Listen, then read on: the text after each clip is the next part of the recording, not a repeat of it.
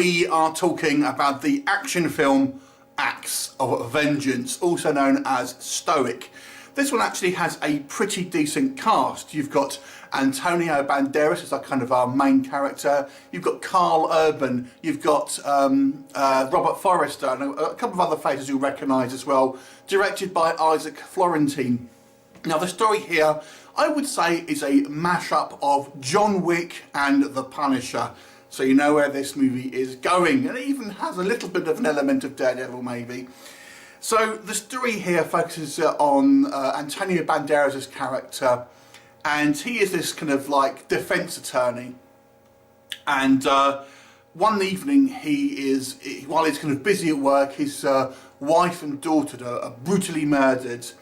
And he obviously feels guilty because he wasn't there, because he put the priority in and at work. And he throws himself in this bare knuckle fighting to basically punish himself, and decides he's going to try and take vengeance on find out who did it basically, because the police have dropped the case.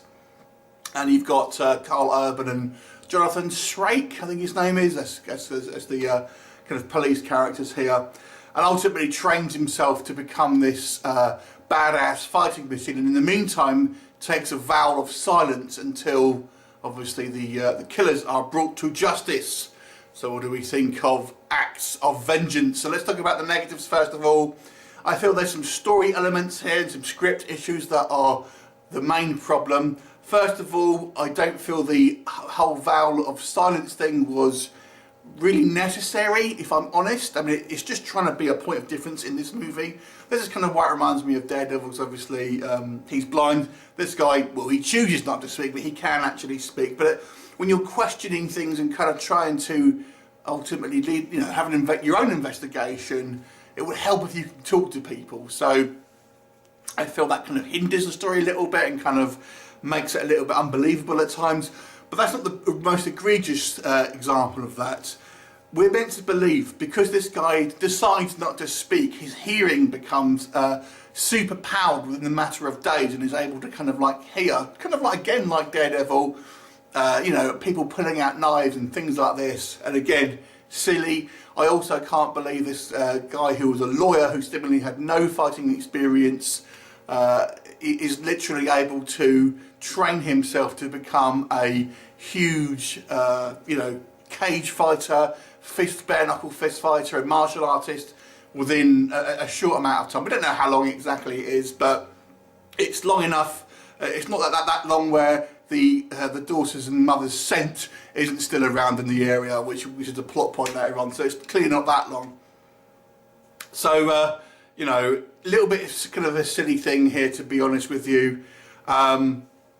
And ultimately, when it comes down to it, it's a somewhat generic revenge action film. But it's not to say that it isn't an entertaining film, and it's not a badly executed film, because it isn't. It's actually quite a fun movie. I quite liked Antonio Banderas in this. Clearly, because he doesn't speak a lot, we have a little bit of a narration throughout the movie, obviously, because he wants to have some lines in it.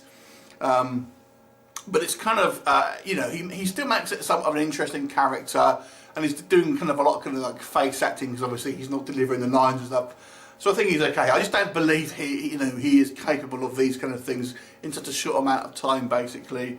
The fight scenes that we do see, I've got to say, are quite very well choreographed. It actually has quite a high production feel to it. I mean, obviously these days, these type of movies tend to go straight to video, but I think, had this been released in the the heyday of the action star, it probably would have been obviously a full-blown cinema release.